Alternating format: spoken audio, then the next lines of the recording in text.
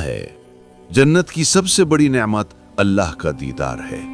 अल्लाह अपना हिजाब हटा देगा और जन्नतियों को अपना दीदार कराएगा। उस वक्त वो सारी नेमतें भूल जाएंगे। जन्नत में तूबा नामी दरख्त है जिसका साया इतना वसी है कि घुड़सवार 100 साल तक उसके साए में चलता रहे। उसकी शाखें हर जन्नती के घर में होंगी।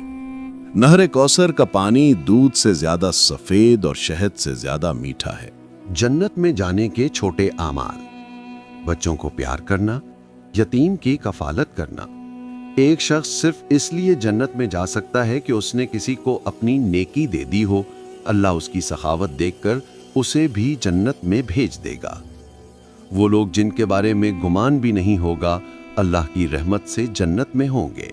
जो शख्स सबसे आखिर में जहन्नम से निकालकर जन्नत में डाला जाएगा, उसे लगेगा कि जगह नहीं बची।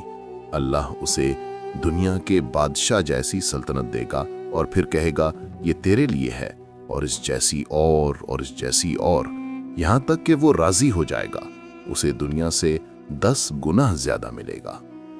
जो बच्चे बचपन में फौत हो गए वो जन्नत में बैतुल हम्द में होंगे और अपने वालिदैन के लिए बख्शिश का जरिया बनेंगे। वो वहां हमेशा बच्चे रहेंगे और वालिदैन की आंखों की ठंडक होंगे। मूसा अलैहिस्सलाम ने अल्लाह से पूछा कि सबसे अदना जन्नती कौन होगा।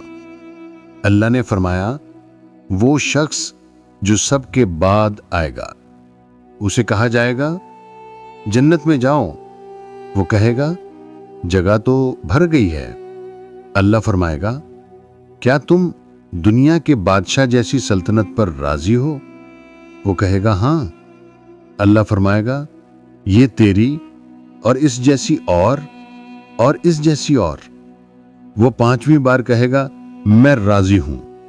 अल्लाह फरमाएगा, ये सब तेरा और इससे 10 गुना ज्यादा, और जो तेरा दिल चाहे। एक शख्स था, नाम था अब्दुल्ला। वो दुनिया की दौड़ में भागता रहता। नमाज बाज औकात छूट जाती। दिल में ख्वाहिश थी कि जन्नत मिल जाए, मगर अमल कमजोर थे। एक रात उसे ख्वाब आया।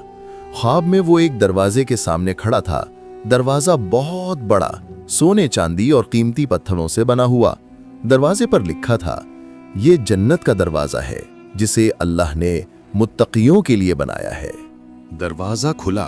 अब्दुल्ला अंदर दाखिल हुआ तो उसकी आंखें खैरा हो गईं। पहली चीज जो उसने देखी वो जन्नत की जमीन थी। नबी करीम सल्लल्लाहु अलैहि वसल्लम ने फरमाया था, जन्नत की मिट्टी मुश्क है। सही मुस्लिम की हदीस नंबर 2835। उसके पांव के नीचे नरम मुश्क की खुशबू उठ रही थी। वो आगे बढ़ा तो एक नहर मिली। पानी से ज्यादा सफेद, दूध से ज्यादा मीठा और शहद से ज्यादा खालिस। नबी सल्लल्लाहु अलैहि वसल्लम ने फरमाया, जन्नत में एक नहर है जिसे कौसर कहते हैं। उसका पानी दूध से ज्यादा सफेद और शहद से ज्यादा मीठा है।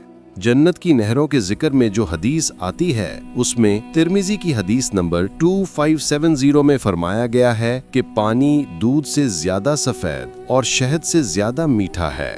उसने हाथ डाला तो पानी ठंडा और मीठा था। वो पीकर बोला, ए अल्लाह, ये सब किसके लिए?